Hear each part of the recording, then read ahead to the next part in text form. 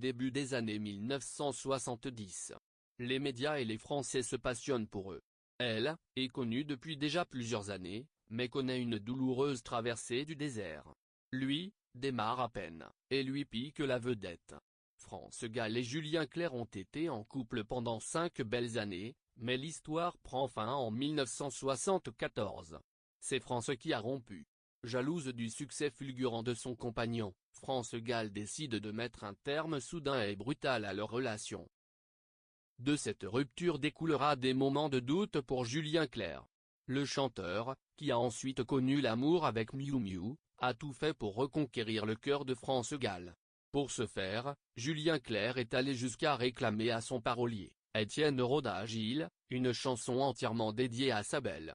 Dans Souffrir par toi n'est pas souffrir, Julien Clerc chante son amour à France Gall, et lui supplie de revenir lui, si un jour tu veux revenir sans mots, sans pleurs, sans même sourire négligemment et sans te retenir sans farder du passé tout l'avenir.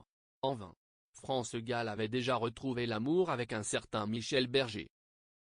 Dans une biographie qui lui a été consacrée il y a quelques années, et reprise par nos confrères du Point, Julien Clerc est revenu sur cette rupture douloureuse, à travers ces mots, « Je lui demande de revenir.